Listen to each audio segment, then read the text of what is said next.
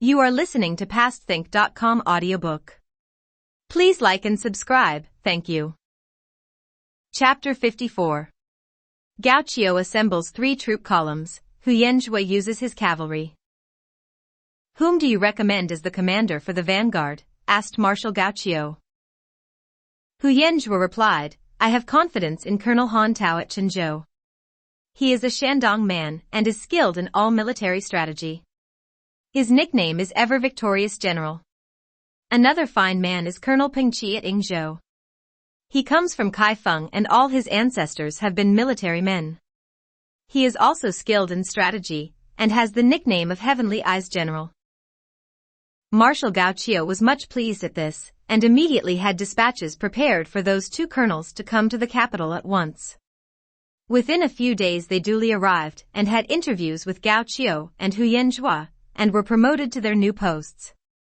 They discussed plans for the coming campaign against Liangshan Marsh. They had altogether 5,000 cavalry and 5,000 infantry. Gao Qiu ordered that 3,000 cavalry and 5,000 infantry be sent to the front at once. Hu Yanzhua, however, requested several days' postponement of the start of the expedition, as the troops were not well equipped. Gao Qiu gave them permission to draw freely from the imperial stores at the capital for whatever armor, etc. were required. They must make all arrangements, and when they were ready to leave for the front he would dispatch a staff officer to inspect the troops and report direct to himself. Hu Yanzhua visited the ammunition depots and dispatched large quantities of war materials, including 500 rockets. Before their departure, Gao Qiu gave them 3,000 more battle steeds, and also many presents in silver and gold. The general and his 2 colonels then distributed their supplies of equipment, and had everything ready, and within half a month their troops were assembled at Ruining Prefecture. 2 staff officers arrived from the capital to inspect and encourage the troops. After a general parade the armies were mobilized towards Liangshan Marsh. The bandit scouts duly reported the arrival of the troops, and a council of war was held by the leader of Liangshan Marsh. I have heard of the great fame of this General Hu Yanzhua, said Wu Yong. This is a man not to be slighted.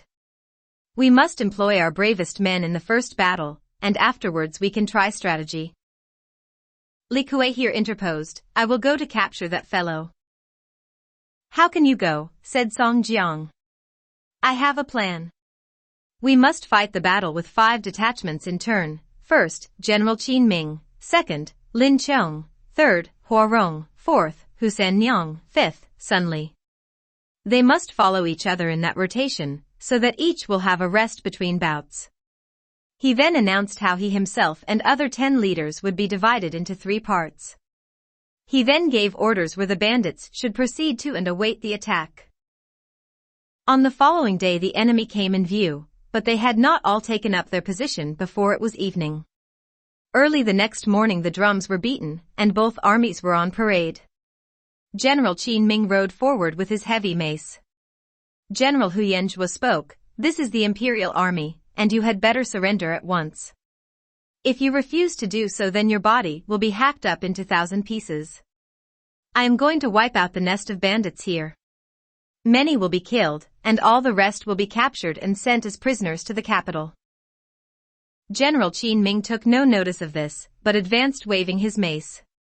Colonel Han Tao accepted the challenge, and rode out to meet Qin Ming.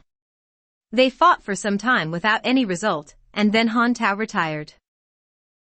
The next combatants were General Hu Yanzhua and Lin Chong. After about 50 bouts these 2 retired.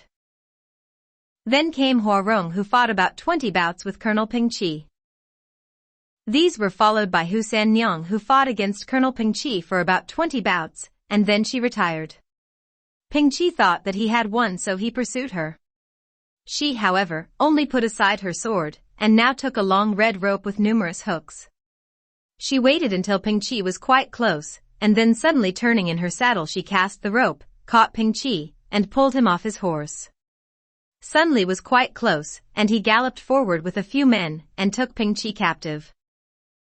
General Hu Yanzhua was very angry at this trick, and rushed forward to engage Hu Sannyang himself. But after 10 bouts he found that he could not overcome her. He decided to beat her by a trick. He waited until she rushed at him, and met her with an iron whip in each hand, and used both at the same moment. She parried both blows with her swords, the swords met the whips with a loud crash, throwing off sparks, and she rode away unhurt. He pursued her on horseback, but was intercepted by Sun Li, who fought with him. These two fought for about 30 bouts. Han Tao now gave orders for a general advance, and upon seeing this movement Song Jiang issued similar orders to his men. The troops of General Hu Yanzhua were all well protected by armor, and the only exposed spots were their eyes. The bandits now shot arrows, but did no damage on the enemy because of the armor. But when the 2,000 archers of General Hu Yanzhua discharged their arrows, they took effect on the bandits, who had not the armor. Song Jiang, seeing the position, ordered a general retreat.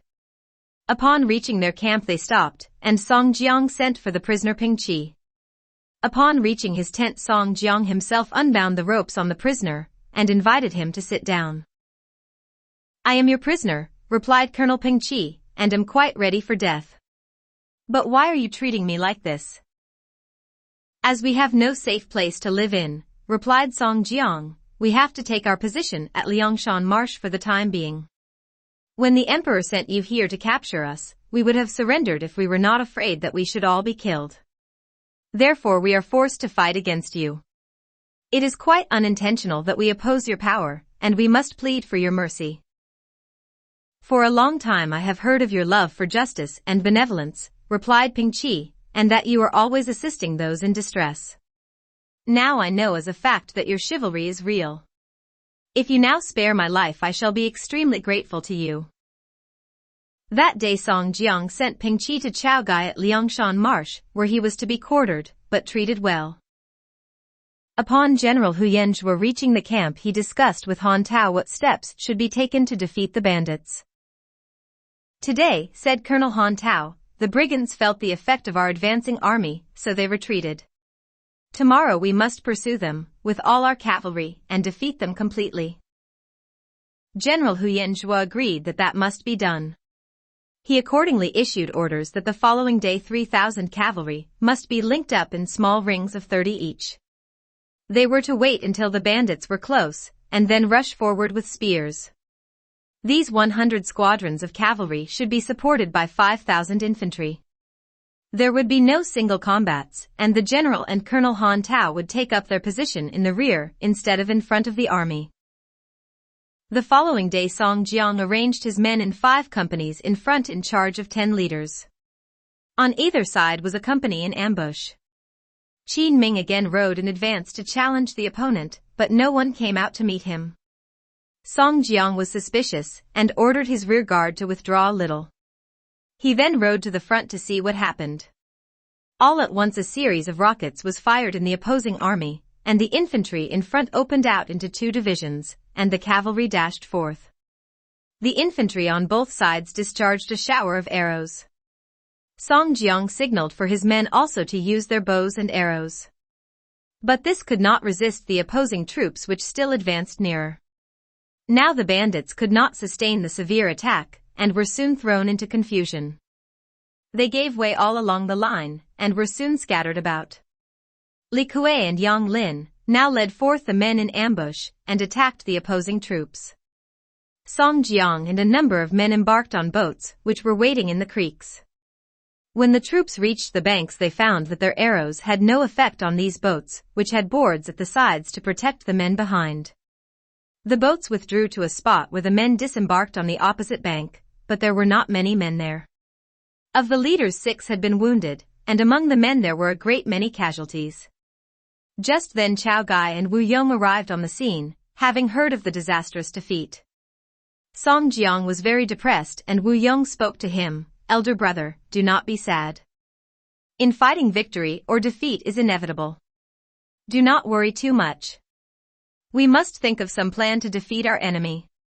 Chao Gai issued orders for the boats to be ready to meet another attack by the opposing troops. He asked Song Jiang to retire to the mountain stronghold and take rest there. Song Jiang, however, refused to go, but insisted that the leaders who had been wounded should go there.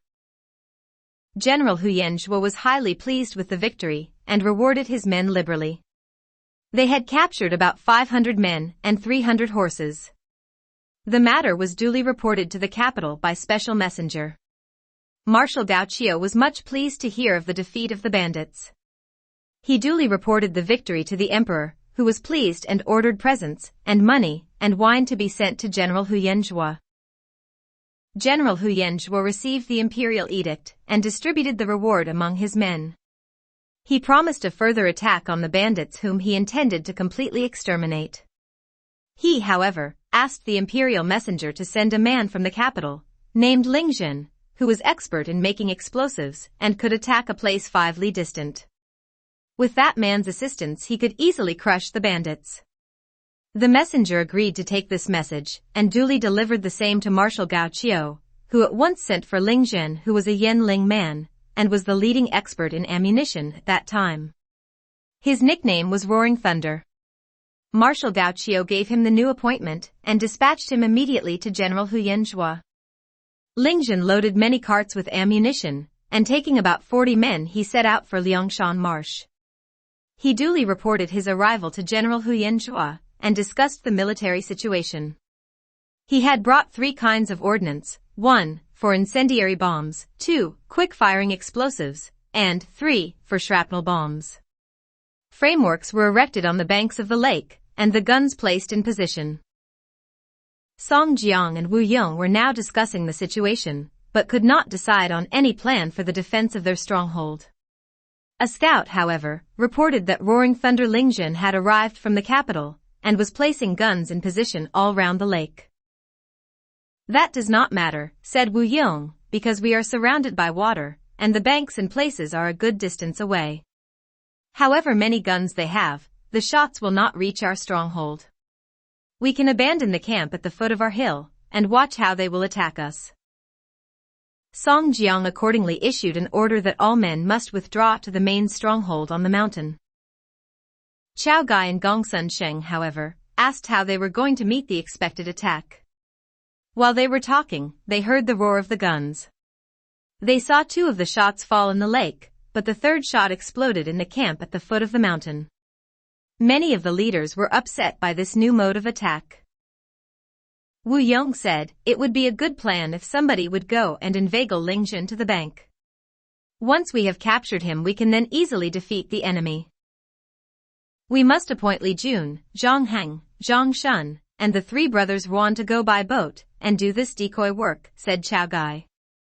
2 other leaders, Zhu Tong and Lei Heng, can assist them on the bank. These leaders agreed to go and divided themselves into 2 parties.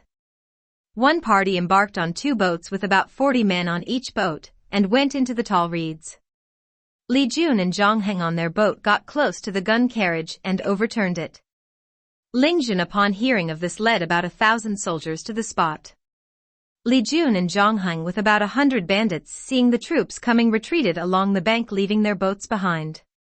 When the soldiers were near, the bandits all dived into the water, and seeing this, Lingjin ordered his men to embark on the abandoned boats and cross the lake to attack the bandits. On the other bank were Zhu Tong and Lei Heng, who, watching the position, sounded their gongs and drums, and upon hearing this the bandits in the water turned and took off the rudders of the boats so that they could not be steered, and the water also began to leak into the boats. The men in the water, now seizing the gunwale of the boats, capsized them. Lingjin, seeing the position, ordered the boat to retire, but just then his boat was also held by the bandits and overturned. Lingjin himself was thrown into the water. Ruan, the second, was in the water, and he seized hold of Lingjin and swam with him to the other bank. There Lingjin was bound with ropes and taken to the mountain stronghold as a prisoner. Altogether about 200 men were taken as prisoners, 500 were drowned, and 300 managed to escape back to their base. When General Huyenjua heard of the disaster, he rushed many troops to the spot, but all the boats had reached the other bank.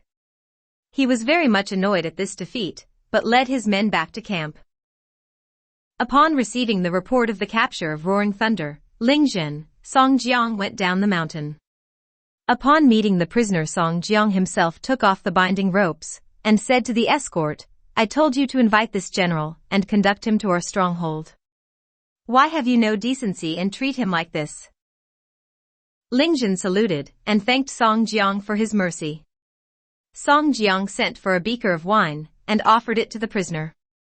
When the latter had drunk the wine, Song Jiang conducted the prisoner up the mountain road. Upon reaching the stronghold, Ling Jin saw Ping Qi acting as a leader of the brigands and could not say a single word. The two leaders here, Song Jiang and Chao Gai, said Ping Qi, are agents sent from heaven. They have collected heroes from all parts and are now waiting for the imperial edict to exempt them from punishment, when they will be quite ready to devote themselves to the service of the country. As I am here, I now obey the orders of the leaders. Song Jiang courteously apologized to Ling Jin and invited him to join them. It makes no difference to me, said Ling Jin, that I stay here, but my wife and family will be in danger when it is known that I have joined you.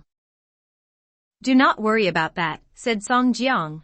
I will arrange to have them all brought here for safety.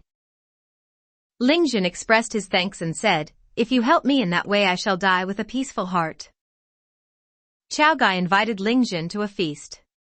At the feast there was a general discussion as to future military operations, and Tang Long said that he had a proposal to make. A plan to seize a monster. Complete in all its detail. We will now relate what the proposal was.